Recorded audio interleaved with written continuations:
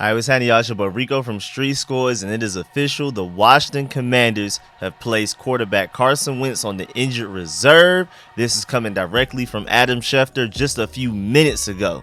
He said, meaning he's out at least 4 games, including next Sunday against the Colts and November 14th, Monday night, against the Philadelphia Eagles in Philadelphia.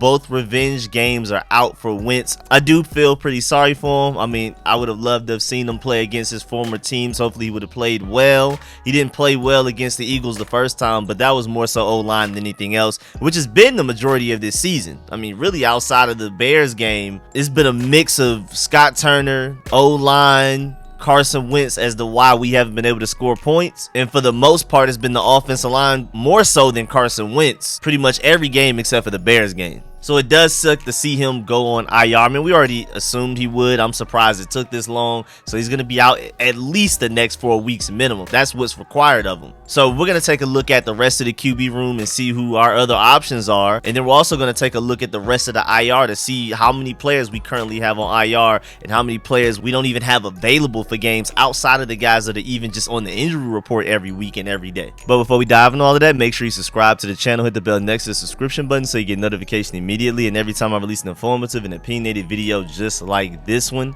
make sure you pull up every Sunday for the play-by-play live breakdown of every Commanders regular season game, including this upcoming one against the Packers. Heinicke's first game starting in this 2022 season. We'll see how long he remains the starter, whether or not Sam Howell takes over, if he's playing poorly or whatever happens. Either way, make sure you pull up for the live breakdown analysis of everything going on in this upcoming Packers game and for every game for the rest of the season. And without further ado, let's get it.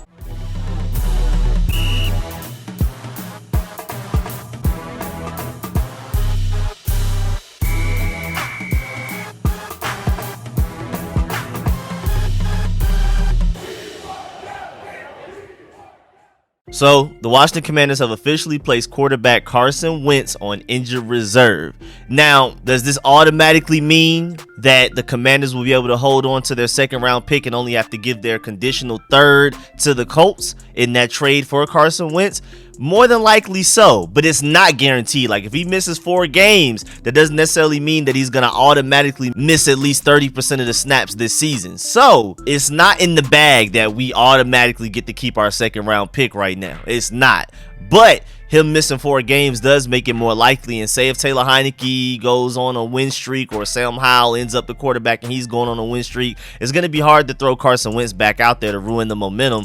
Plus, also, you're just putting your second round pick in danger. Again, part of the Carson Wentz trade to the Commanders included a conditional third round pick to where if Carson Wentz plays 70% of the snaps this season, that third round pick turns into another second round pick. But he's going on IR 9 days after Wentz fractured his finger in the second quarter of the Commanders Thursday night football win over the Chicago Bears. I mean, it was really like who lost the least, because that was literally just a lose off. We just happened to lose a little bit less than they did to actually win the game. That was on October 13th. It is now October 22nd. Wentz underwent successful surgery today in Los Angeles by hand specialist Dr. Steven Shin at the Cedars-Sinai Curlin Joby Surgery Center and began rehab immediately. So that's why he got placed on IR today. Should have been sooner. We already knew he was going to probably end up needing surgery, but they said they wanted him to meet with the doctors in LA this weekend, and it happened. They went ahead and decided it's time to go get surgery, and now he's officially on IR, but again, should have been on IR. On Friday, head coach Ron Rivera said that Wentz had a couple of good days, but added that head athletic trainer Al Bellamy would speak with the doctor and therapist to determine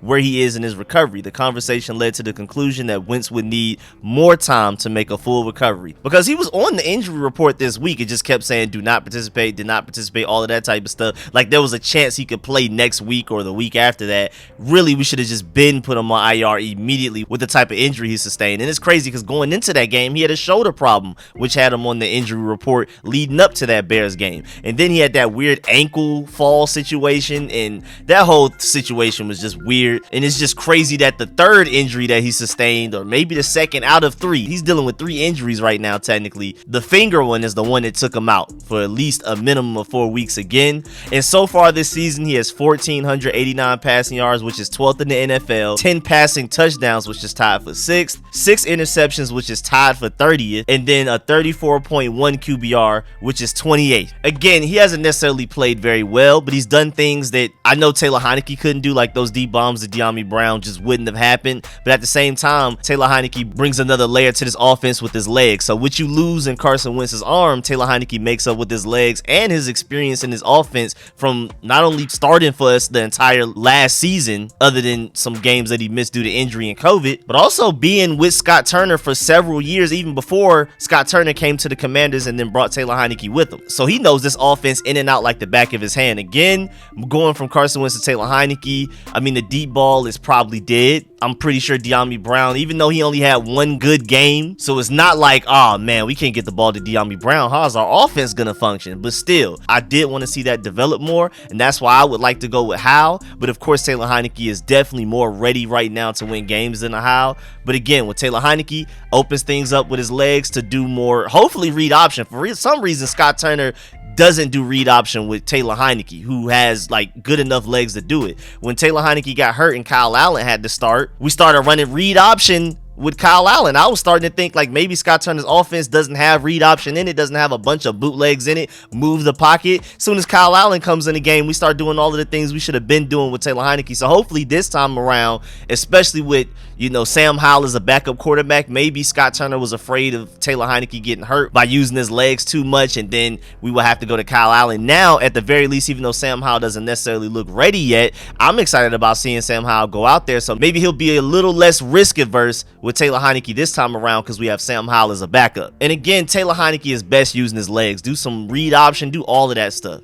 That read option Carson Wentz ran against the Bears, nobody was fooled by it. I probably could have ran faster on that play. But again, it does suck that Carson Wentz got hurt the way that he did. I mean, granted, it's been the offensive line's fault more than anybody else this season, in my opinion. I would say Scott Turner maybe is a second. Of course, Curtis Samuel also had some really bad drops in that Bears game. And again, Carson Wentz has not been great. He's had great moments, but overall, he hasn't really been good this season. But again, I mean, he's not even top 2 reasons why our offense has been so bad. So I do kind of feel sorry for him. And it's going to be crazy because if Taylor Heinicke goes out there and balls out, everybody's going to be looking at Carson Wentz crazy. Now, granted, Taylor Heinicke, with his use of legs, first of all, adds another layer to the offense, but also with as bad as his offensive line has been and with all of the injuries, even though they kind of made a comeback against the Bears, they look better against the Bears than they've looked probably since the Jaguars game. But then again, the Bears have the least potent defensive line we've gone against since probably the Jaguars game. So it's probably a mix of both. But either way, the offensive line has generally been struggling this year. I mean, allowing Carson Wentz to get sacked 9 times against the Eagles, at least Taylor Heinicke with the bad old line can make something shake. Whereas Carson Wentz was basically just a pure pocket passer this year. I mean, literally like a Peyton Manning level of mobility. And so it's going to be really fun to see somebody that can use their legs. Again, I want to see Howell more than Heinicke, but Heinicke makes a lot more sense right now because he is the better quarterback. Howell just has the higher ceiling. I prefer to go ahead and let Howell go out there so that you can go ahead and maybe within a few games he's better than Heinicke, but maybe right now he isn't. But of course, I can see why you would go with Taylor Heinicke now. Sam Howell is your backup. Sam Howell will now officially be active for the first time in his young rookie NFL career. He's been inactive every game. So even if Carson Wentz and Taylor Heinicke were to both get hurt in previous weeks, Sam Howell wouldn't have been able to go out there and be our quarterback. He's been inactive, but now he'll be active. He's the direct backup to Taylor Heinicke, who has somewhat of a risky play style. So I'm definitely hoping he can stay healthy out there. But if he ends up getting hurt, using his legs, doing all of the crazy stuff that he does that make players want to run through a wall for him. I mean, players love playing for Taylor Heinicke. It's so exciting to watch. It's so exciting to play with and probably even exciting to play against.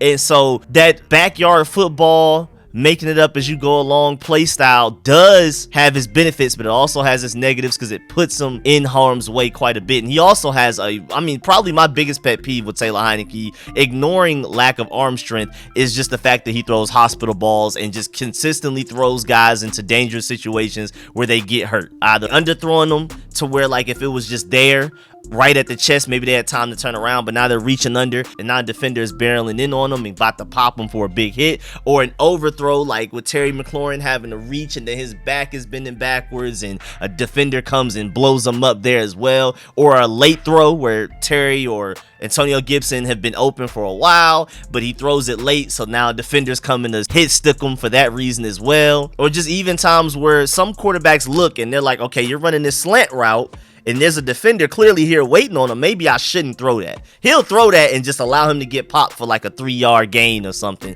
which again, that's my biggest pet peeve with Taylor Heinicke. But at the end of the day, it's going to be really fun to watch him. Our offense should be more exciting. They should play more inspired. They should be more passionate. Maybe that should produce more points. But again, man, I do feel sorry for Carson Wentz. Again, like I said earlier, they should have been put him on IR. I don't know why it took this long.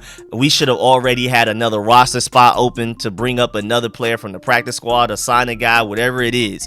But it is finally done. Now we can move on. But again, sadly, Carson Wentz will miss the next 4 games. That's including Green Bay, even though that's technically a revenge game for Taylor Heinicke. But he'll miss at Indianapolis, his revenge game against the Colts. I was looking forward to that. He's going to miss Minnesota. And then, of course, he's also going to miss at Philly Monday Night Football. And again, that's the minimum. He'll probably miss longer time than that. First of all, just due to his injury. And also, if Taylor Heinicke and Sam Howell are balling out, you're not just going to bench him just to go back to the old starting quarterback. Especially the guy that next year you can cut him, even though he technically has 2 more years left on his contract. You'll have no dead cap, literally lose no money, get all of your money back and everything. We are literally not obligated to keep Carson Wentz on roster next season if we do not want to. Now, maybe he just happens to come back this season at some point and just balls out and then we want to, but as of right now, I'm not banking on it at all. I'm expecting us to either move forward with Taylor Heinicke, Sam Howell, or a quarterback that we draft being our starting quarterback next season, honestly. At this point, Carson Wentz is a tough guy. I mean, he was playing with like back problems and back injuries last year and started every game for the Colts last year,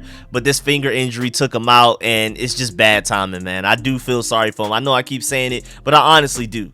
So now adding him to the IR, he joins guard Willie Bevers, cornerback Tariq Castro-Fields, who we just placed on temporary IR just a couple of days ago. Hopefully he'll return after that minimum 4 games he has to miss. Milo Eifler, the linebacker, special teams guy, is also on there. Remember, tight end Curtis Hodges has been on there since before the season started. Defensive tackle Fedarian Mathis, our 2nd round pick. We lost him literally on the 2nd defensive drive of the season. First game of the season against the Jaguars. That was sad. Our starting center Chase Roulier has been out for a while. We're probably not going to see him for the rest of the season. And then technically our backup, one of our better offensive linemen, guard Wes Schweitzer, who can start at center, right guard, or left guard for us in case of emergency. He was dealing with a concussion injury and they decided to put him on IR, so that's a little weird for you to go on temporary IR, even if it is temporary for a concussion injury. The fact that they felt like he needed to miss at least 4 weeks. Hopefully we'll get him back soon, because that did start like a couple of weeks ago, but we'll see. And then of course Chase Young is also on the PUP list, so we're just waiting to see when he'll come back. They're saying he may even be able to come back soon enough to play against the Colts next week, but we'll see. But going back to quarterbacks, I mean, Taylor Heinicke revenge game against the Packers coming up. Last time we played the Packers last year, we had one of the worst red zone offenses I've ever seen in my Commanders, Washington football team, Redskins life, man. It was terrible. And it's crazy because that was our best offense moving the ball wise and yardage wise all season. That was the most overall yards we had all season, but we only scored 10 points because we were the worst team I've ever seen in the red zone. I've never seen something like that. Taylor Heinicke giving himself up at the 1-yard line, easy touchdown, couldn't score touchdowns after 4 attempts going for it on 4th down. I mean, we were just terrible. But at the end of the day, Taylor Heinicke was 25 of 37, 268 yards, 1 touchdown, 1 interception, with a 35.1 QBR and an 86.3 rating. Honestly, if you're looking at just straight up stats and not actually watching the game and watching the film in all 22, statistically, that was one of his most impressive games of his NFL career so far. I feel like it's obvious, though, that his best game, in my opinion, was the one against the Falcons. And maybe that's just me being a little bit biased because I hate the Falcons more than any other team. But to me, that's my favorite game from him ever. But that Packers game, man, overall, our ability to move the ball and pick up first downs, man, was uncanny compared to the rest of our season around that before before that game and after that game. I mean, we had 25 first downs, and even though we only went 4 of 11 on third down and 1 of 4 on fourth down, we had 430 total yards, 235 passing, and 195 rushing. And he was 95 of the rushing yards. But whenever we got into that red zone, Logan Thomas hurt, our main red zone target, we were just terrible. And then backup Sam Howell, I mean, in the preseason, playing in 3 games, technically starting 1 against the Ravens, he had 43 completions out of 69 attempts with a 62.3 completion percentage, 547 passing yards, and he had 1 passing touchdown, and he also had that 1 rushing touchdown, which was amazing, where he broke linebackers' ankles. And then in the Ravens game, he had that 1 play where he like somehow snuck out of the pocket and then broke like a 300-pound defensive lineman's sack. I mean, literally just ripped them off of him with his shoulder, just shrugged them off, and then somehow ran past a bunch of people taking bad angles to pick up like a 8-yard first down run, scramble type of thing. It was crazy. And then after that, behind him on the depth chart, Jake Fromm, UGA quarterback. Y'all know I'm a diehard UGA fan, but I do not want to see Jake Fromm on that field for any reason at all. I mean, absolutely none. But he's only on the practice squad, and he'll more than likely be inactive going into this game, so there's no chance of seeing him on the field anyway. So I'm happy about that. I mean, technically the only games he's played were for the Giants in his NFL career. That was last year. He threw for 1 touchdown, 3 interceptions, including that game against us, last game of the season last year. Threw 2 interceptions to Bobby McCain directly. Had Bobby McCain out here looking like Ed Reed. So please no Jake Fromm, man. Please no Jake Fromm under any circumstances. And then honestly, over Jake Fromm, I would just go ahead and go with one of our reserve tight ends. Now granted, Logan Thomas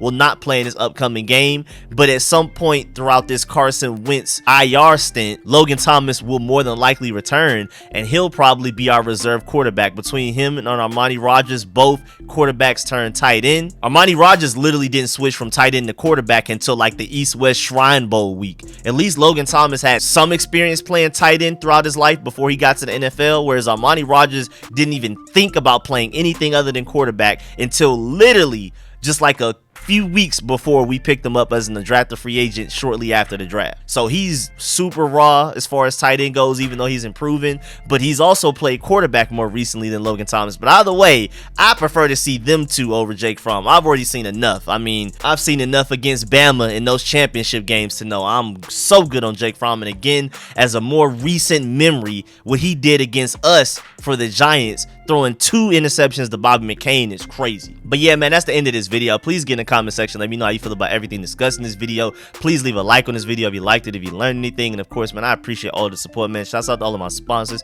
especially my Pro Bowl sponsors, names you see scrolling on the screen right now. Please leave a like on this video if you liked it, if you learned anything. It's free for y'all and it means the world to me. I appreciate it. Catch y'all later. I'm out.